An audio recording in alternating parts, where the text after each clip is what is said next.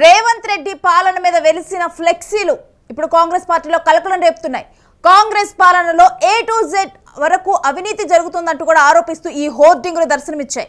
ముఖ్యమంత్రి రేవంత్ రెడ్డి పాలనలో కమిషన్లు దండుకుంటున్నారని ఆరోపిస్తూ హోర్డింగుల్లో పెట్టడం జరిగింది. అయితే కాంగ్రెస్ హయాంలో భూ కుంభకోణాలు, అక్రమ దందాలు, రైతులపై దాడులు, నకిలీ పెట్టుబడులు, అక్రమ కూల్చివేతలు జరుగుతున్నాయంటూ వాటిలో వివరించారు. జూబ్లీ బస్టాండ్ దగ్గర సీఎం రేవంత్ టార్గెట్ గా ఈ హోర్డింగులను ఏర్పాటు చేశారు. ఈ బోర్డులో ఏకంగా CM Revanth Reddy A to Z అక్రమాలు అంటూ తీవ్రమైన ఆరోపణలతో కూడిన అంశాలు ప్రచురితమై ఉండటం ఇప్పుడు షాక్ కి గురిచేసింది. ఉదయాన్నే ఈ ఫ్లెక్సీని చూసిన పోలీసులు ఒక్కసారిగా అవాక్కయ్యారు. వెంటనే ఇక రంగంలోకి దిగిన DRF టీం ఆ హోర్డింగ్ను తొలగించే పనిలో నిమగ్నమైంది. ఇంత భారీ ఫ్లెక్సీని రాత్రిపూట ఎవరు ఏర్పాటు చేశారు అనే కోణంలో ప్రజెంట్ పోలీసులు పార్కింగ్ సిబ్బందిని విచారిస్తూ ఉన్నారు. ఈ ఘటనపైన ఇప్పుడు ఉత్కంఠ నెలకొని ఉంది. ఎందుకంటే కాంగ్రెస్ పాలన ఉన్న ప్రభుత్వంలో A to Z రేవంత్ అక్రమాలంటూ కూడా ఇప్పుడు ఒక ఫ్లెక్సీ వెలవటం, అది కూడా మనం చూస్తున్నాం కదా, ఒక ప్రొఫెషనల్ హోర్డింగ్ లాగా దాన్ని అక్కడ పెట్టడం అనేది జరిగింది. A to Z governance of CM Revanth అంటూ కూడా కాంట్రాక్ట్లకు సంబంధించిన డీటెయిల్స్, దాంట్లో జరుగుతున్న అవినీతి, దాంట్లో వాళ్ళకెంత మిగిలింది అని చెప్పి మెన్షన్ చేస్తూ కూడా ఒక చార్ట్ లాగా రాయటం జరిగింది. A to Z అని రాసి కూడా ఒక్కొక్క లెటర్కి డిఫైన్ చేస్తూ కూడా ఇప్పుడు పోస్ట్ పెట్టడం జరిగింది. మరలా దాని కింద కమింగ్ సూన్ అంటూ కూడా మెన్షన్ చేయడం జరిగింది. ఈ హోర్డింగ్ చూసిన వాళ్ళు ఒక్కసారిగా అవాక్కయ్యారు. అయితే రాత్రికి రాత్రి ఈ హోర్డింగ్ ఎలా వెలిసింది, ఎవరు ఏర్పాటు చేశారు అనేది ఇప్పుడైతే ఒక సంచలనంగా మారింది. ఈ హోర్డింగ్ ఇప్పుడు రాజకీయాల్లో, తెలంగాణ రాజకీయాల్లో సంచలనం రేపింది, చర్చనీయాంశమైంది.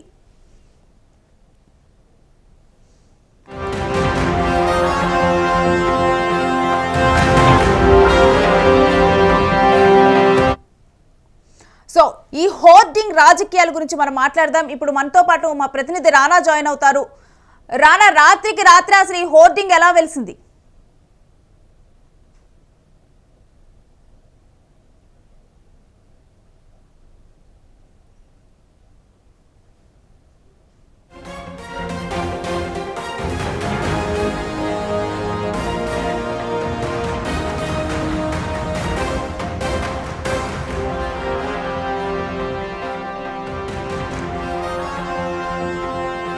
సో ఈ A to Z governance of CM Revanth Reddy అంటూ కూడా ఇప్పుడు వెలిసిన ఫ్లెక్సీ అసలు రాత్రికి రాత్రి ఏ విధంగా వెలిసింది అనేది కూడా ఇప్పుడు మా ప్రతినిధి రానా జాయిన్ అవుతున్నారు, వారితో మాట్లాడదాం. రానా, రాత్రికి రాత్రి అసలు ఈ ఫ్లెక్సీ ఏర్పాటు ఎలా జరిగింది?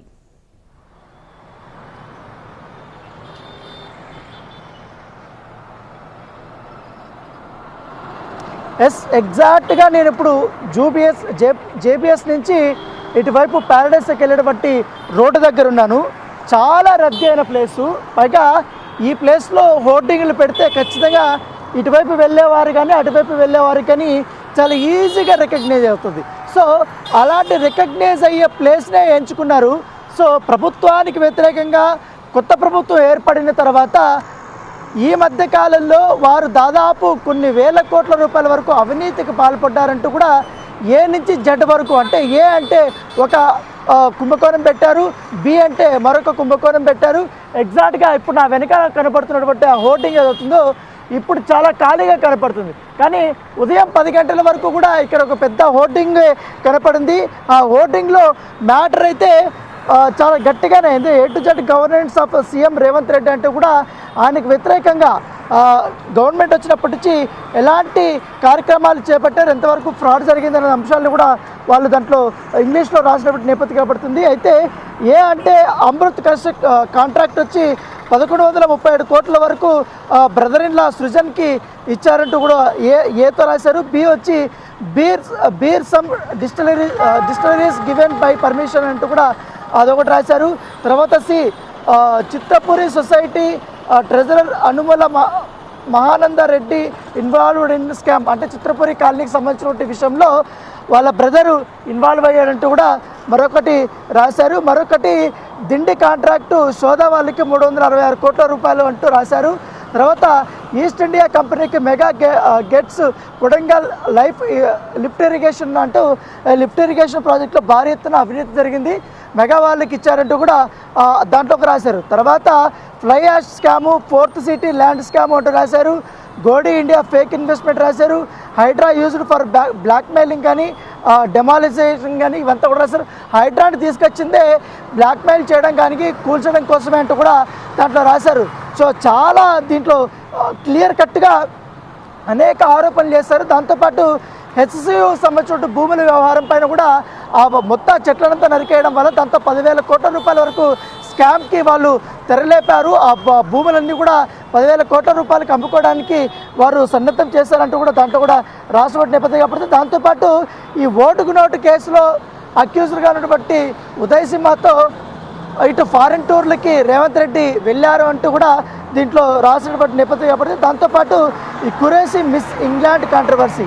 సో మనం చూసాము మిస్ యూనివర్సిటీకి సంబంధించినటువంటి ఈవెంట్ ఇక్కడ జరిగినప్పుడు అక్కడ ఇంగ్లాండ్కి సంబంధించినటువంటి మిస్ ఇంగ్లాండ్ మహిళని వేధించారంటూ కూడా అదొకటి రాశారు. Qureshi miss India England controversy అని రాశారు.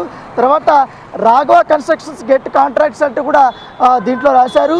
ఎస్ఎల్బిసి టన్నెల్ కొలాప్సు, సుంకేశ్ల కొలాప్సు, అంటే ఈ 2 టన్నెల్స్ కొలాప్స్ కారణం రేవంత్ రెడ్డి సర్కార్ అంటూ కూడా దీంట్లో రాశారు. దాంతోపాటు తిరుపతి రెడ్డి అంటే ముఖ్యమంత్రి రేవంత్ రెడ్డి గారి brother Tirupati Reddy real estate and VVIP status ఆయనకి అట్లా ఇచ్చారని, తర్వాత యుఆర్ఎస్ఏ ఫేక్ ఇన్వెస్ట్మెంట్ అనే పేరుతో వెంకటేష్ కని కోల్ మైన్ గివెన్ షోదట్ అంటూ అది రాశారు. తర్వాత వాల్స్ కర్నా ఫేక్ ఇన్వెస్ట్మెంట్ అని రాశారు. తర్వాత exports false cases by police on social media, అంటే సోషల్ మీడియాలో ఎవరైతే ప్రభుత్వానికి వ్యతిరేకంగా కానీ ముఖ్యమంత్రికి వ్యతిరేకంగా కానీ కాల్స్ కానీ మెసేజ్లు కానీ దాంట్లో పోస్టులు చేస్తే వారిపైన ఏ విధంగా వేధించారు, కేసులు పెట్టారన్న దానిపై కూడా రాశారు. సార్ ఇప్పుడంతా ఆ బోర్డు అంతా అక్కడ లేదు. సో రాత్రికే ఇది ఒక కుట్రపూరితంగా ఎవరో ఇక్కడ పెట్టారు. దీనిపైన ఇన్వెస్టిగేషన్ కూడా స్టార్ట్ చేశారు. ఇక్కడ ఉన్నటువంటి కంటోన్మెంట్ ఏరియా కాబట్టి ఆ కంటోన్మెంట్ ఏరియాలో ఉన్నటువంటి హోర్డింగ్లు ఎవరు తీసుకున్నారు, అద్దెకి ఎంత పే చేశారు, ఏ సమయంలో ఈ యొక్క హోర్డింగ్ని ఏర్పాటు చేశారన్న దానిపై కూడా పోలీసులు ఇన్వెస్టిగేషన్ చేస్తున్నారు. ఒక పక్క పోలీసులు కూడా ఇక్కడి నుంచి కూడా వెళ్ళినటువంటి విజువల్స్ కూడా మనం చూస్తున్నాం. సో ఇంతకుముందు ఇక్కడికి వచ్చారు, వచ్చిన తర్వాత ఏ సమయానికి వచ్చారు ఏంటంటే ఇటువైపు ఉన్నటువంటి సీసీ కెమెరాలు కూడా ఉన్నాయి కాబట్టి అంటే ఇది బీఆర్ఎస్ పనా లేకపోతే ఇతర ప్రైవేట్ వ్యక్తుల పనే, ఎవరు చేశారు? కావాలనే ముఖ్యమంత్రిని టార్గెట్ చేసి ఈ రకమైనటువంటి హోర్డింగ్స్ పెట్టడానికి కారణం ఏమైందంటూ కూడా వారు రాశారు. అంటే దాంట్లో పొందుపరిచిన కొన్ని అంశాలు కూడా చాలా స్పష్టత లేనటువంటి అంశాలే. ఒకవేళ గత 10 ఏళ్లలో జరిగినటువంటి అన్ని స్కాములు మేము ఇట్లా హోర్డింగ్ల రూపంలో కానీ పెడితే మొత్తం హైదరాబాద్లో ఉన్నటువంటి వేలాది హోర్డింగ్స్ అన్నీ కూడా ఫుల్ అయిపోతాయని కూడా కాంగ్రెస్ పార్టీ విమర్శిస్తుంది. ఇట్లాంటి పనికిమాలిన ఇట్లాంటివి సంబంధం లేని ఎటువంటి ఎవిడెన్స్ లేని బట్టి అలిగేషన్స్ మాత్రం చేస్తే చట్టపరమైనటువంటి మొత్తం మేము చర్యలు తీసుకుంటామనేసి కూడా కాంగ్రెస్ పార్టీ హెచ్చరించింది. బీఆర్ఎస్ పార్టీలో ఎవరు చేసినా వదిలే ప్రసక్తే లేదనేసి కూడా వాళ్ళు చాలా గట్టి వార్నింగ్ అయితే ఇచ్చారు. ప్రస్తుతం అయితే చూస్తున్నాం చాలా ఖాళీగా అయితే ఈ హోర్డింగ్ ఉంది. దాన్ని ఉదయం పూట కూడా తీసేశారు పోలీసులు. ఎప్పటికెప్పుడు కంటోన్మెంట్ వాళ్ళు ఇక్కడ వాళ్ళ అధీనంలో ఉంటుంది కాబట్టి పోలీసులకు ఇన్ఫార్మ్ చేశారు. వచ్చిన తర్వాత స్వాధీనం చేసుకున్నారు. తర్వాత ఇది కట్టినటువంటి వారిని అదుపులోకి తీసుకున్నట్టుగా మన సమాచారంతో వారు ఎవరి పేరు చెప్తారు ఏంటో కూడా చూసిన తర్వాత దాన్ని బట్టి కేసులు అయితే నమోదు చేసే అవకాశాలు అయితే కనపడుతున్నాయి. Right, thanks for the details Rana. So మనం చూస్తూ ఉన్నాం కదా కాంగ్రెస్ పాలనని A to Z governance of CM Revanth అంటూ కూడా మెన్షన్ చేసి A to Z ప్రతి లెటర్కి కూడా ఒక స్కామ్ని కానీ లేకపోతే లబ్ధి పొందిన దాన్ని కానీ ఒక ప్రాజెక్టులో వాళ్ళు లబ్ధి పొందిన దాన్ని కానీ ఎవరెవరు లబ్ధి పొందారు ఎంత లబ్ధి పొందారని మెన్షన్ చేస్తూ కూడా రాయటం అనేది జరిగింది. జెడ్ దగ్గర అయితే కమింగ్ అప్ సూన్ అని మెన్షన్ చేయటం అయితే జరిగింది. ఈ ఫ్లెక్సీ కూడా రాత్రికి రాత్రి వెలవటం జరిగింది. మార్నింగ్ తెల్లవారుజామున పోలీసులు చూసి ఈ ఫ్లెక్సీ కొత్తగా ఎక్కడ ఏర్పాటైందని ఒక్కసారిగా చూసిన వాళ్ళు షాక్ అవ్వటం జరిగింది. ఎందుకంటే తెలంగాణలో ప్రజెంట్ ఏదైతే పాలన జరుగుతూ ఉందో కాంగ్రెస్ పాలన జరుగుతూ ఉంది దాని మీదే ఇప్పుడు ఫ్లెక్సీ ఏర్పాటు చేయటం అయితే ఇప్పుడు సంచలనంగా మారింది. అయితే దీనికి అంతే ధీటుగా కూడా కాంగ్రెస్ కూడా సమాధానం ఇచ్చింది. ఒకవేళ కనుక బీఆర్ఎస్ హయాంలో జరిగిన స్కామ్స్ కనుక మేము మెన్షన్ చేస్తూ ఉంటే కనుక అసలు సరిపోవు, హైదరాబాద్ మొత్తం నిండిపోతుంది అని చెప్పి చెప్పడము జరిగింది. అయితే ఏది ఏమైనప్పటికీ కూడా ఆల్రెడీ సీసీ ఫుటేజ్ ఆధారంగా ఎవరు ఈ ఫ్లెక్సీని ఏర్పాటు చేశారనేది కూడా చూసి ప్రజెంట్ అయితే వారిని అదుపులోకి తీసుకొని విచారణ జరుపుతూ ఉన్నారు.